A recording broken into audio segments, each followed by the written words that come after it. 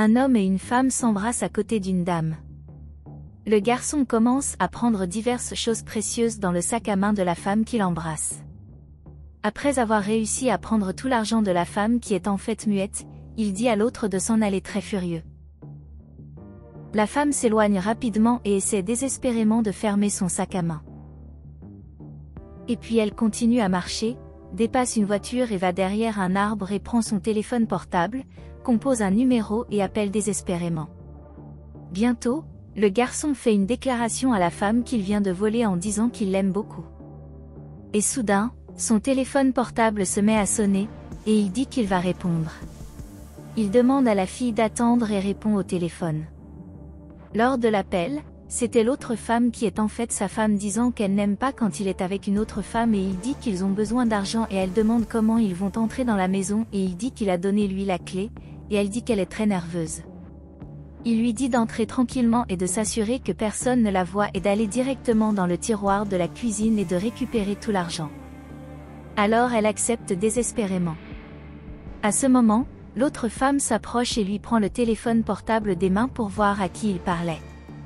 Et elle n'entend personne parler, et le garçon prend désespérément le téléphone portable de sa main alors qu'il tombe au sol et lui demande de se calmer. Bientôt la femme désespérée en noir se dirige vers la maison. Bientôt, elle arrive lentement pour que personne ne la soupçonne et cachée elle arrive à la maison et prévient un garçon qui est aveugle. Quand elle entre, ça fait du bruit et le garçon finit par écouter et demander qui était là. Alors qu'elle essaie d'arrêter d'errer, le garçon demande si c'est sa sœur qui était là, et la femme entre et déplace des choses sur la table en faisant du bruit et le garçon commence à désespérer. Et il va vers elle et elle voit l'esquiver. Puis il va dans la direction opposée à elle et elle part chercher l'argent. Le garçon va vers elle et elle esquive à nouveau. Elle va chercher partout dans la maison. Et elle continue d'esquiver le garçon aveugle. À ce moment, elle trouve le tiroir dont son amant avait parlé, prend un sac poubelle et commence à prendre tout l'argent du tiroir et à le mettre dans le sac poubelle, tandis que le garçon aveugle crie désespérément. À la fin, la femme esquive à nouveau le garçon, et finit par visser le sac avec l'argent sur la table et est désespérée.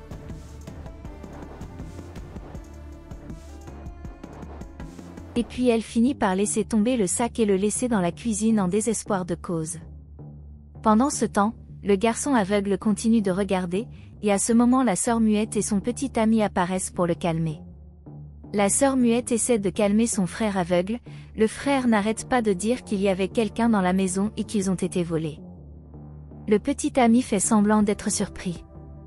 La fille commence à désespérer et le petit ami dit immédiatement qu'elle ne peut pas rester et finit par mettre la fille dehors et lui demande de se calmer. Et puis il lui crie de rester calme et dit qu'il prendra soin de son frère. Alors que la fille est désespérée, il dit qu'il va le résoudre. Le petit ami entre lentement dans la maison. À l'intérieur de la maison se trouve la maîtresse désespérée. Lorsque l'homme apparaît, elle demande où il était et il lui demande de s'écarter. Les deux sont désespérés et elle dit qu'elle veut sortir de là et il demande ce qui se passe, puis il demande où est l'argent. Elle explique que l'argent est tombé et s'est coincé parce que le garçon la poursuivait en la frappant avec sa canne. L'amant est très en colère parce qu'elle a laissé l'argent et elle dit que c'était parce qu'il était après elle. Et puis il lui demande de se calmer, la tenant et elle commence à le frapper en disant qu'elle veut quitter cet endroit et il dit qu'il va le résoudre.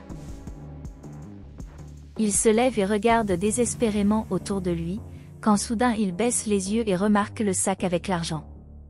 Et puis il le prend et dévisse le sac et le prend.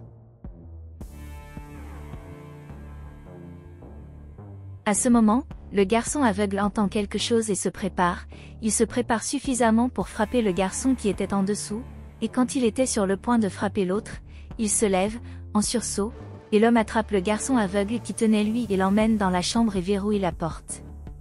Et le garçon frappe à la porte tandis que l'homme est nerveux en regardant de ci de là.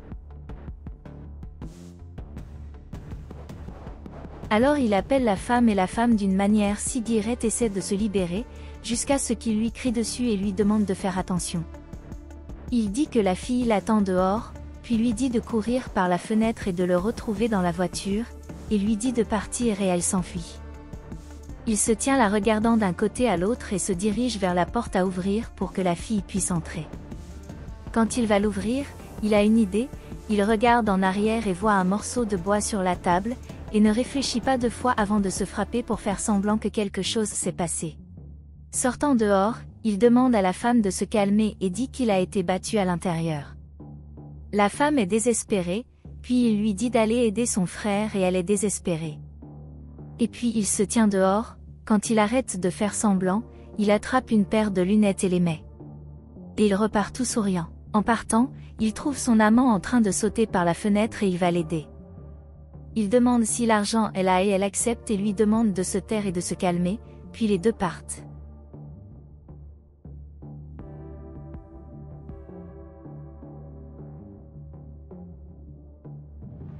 Déjà à l'intérieur de la voiture, les deux célèbrent beaucoup.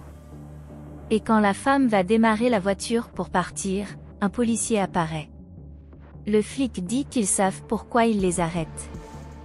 Ils disent qu'ils ne savent pas pourquoi il les arrête. Le policier dit que la voiture n'a pas de plaque d'immatriculation et l'homme demande qui il est et le policier dit qu'il est le sergent du 1er bataillon du quartier. Ils se moquent du policier et disent qu'ils n'y croient pas. Le policier demande sérieusement les documents pour eux, puis le gars dit qu'il n'a aucun document. Le policier leur demande de sortir de la voiture. Et donc ils démarrent la voiture pour tenter de s'enfuir, mais le policier revient immédiatement et leur demande ce qu'ils pensent qu'ils faisaient et leur demande de sortir de la voiture et il demande immédiatement du soutien pour le quartier général du bataillon.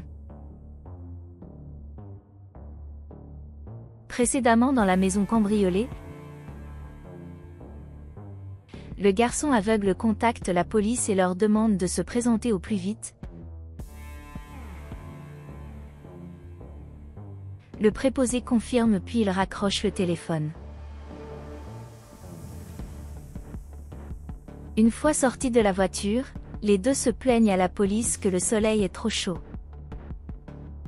Et pendant ce temps, la fille qui a été volée monte dans la voiture et échange le sac d'argent contre un autre sac et s'en va.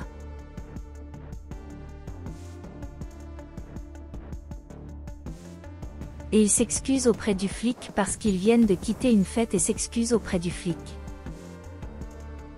Le policier dit que cette fois il laissera faire et qu'il pourrait les arrêter pour outrage.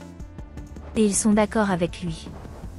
Il dit qu'ils ne seront plus arrêtés, la voiture sera laissée derrière et que pour retirer la voiture, il faut qu'une personne avec un permis de conduire la retire et dit qu'ils sont libérés, puis l'homme demande s'il peut prendre quelque chose hors de la voiture et le policier accepte. L'homme se dirige vers la voiture pour récupérer le sac. Il prend le sac et est heureux et merci d'avoir réussi à prendre l'argent. Ils disent au revoir au policier et partent. Plus tard, les deux se tiennent dans la rue pour le remercier de s'être calmé, et l'homme s'inquiète pour la voiture et la femme dit que ce n'était pas leur voiture dont il fallait s'inquiéter et l'homme dit que c'était beaucoup de travail pour obtenir la voiture et la femme dit que c'est vite en obtenir un autre. Et ils sont très contents de l'argent qu'ils ont pris et ils ouvrent le sac. Ils posent le sac sur une autre voiture et quand ils l'ouvrent, surprise. Il n'y avait que des mauvaises herbes à l'intérieur du sac et ils sont très irrités et se demandent où est l'argent. L'homme demande à la femme et elle le gifle au visage en disant qu'ils ont été trompés et l'homme se met à pleurer et la femme devient très nerveuse et se plaint beaucoup.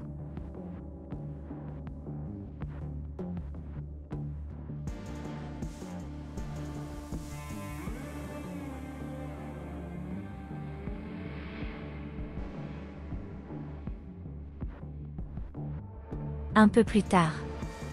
À la maison, les deux frères sont à l'hôpital. Quand soudain la sœur enlève le bandeau des yeux du frère qui a subi une chirurgie oculaire, et quand elle l'enlève, il a une surprise et est très heureux.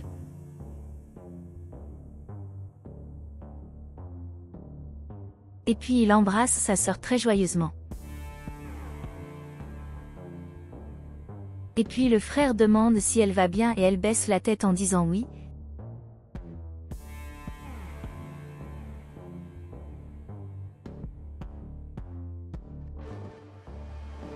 Et il est étonné qu'il puisse voir les choses maintenant. La sœur muette lui envoie un signe disant qu'elle l'aime.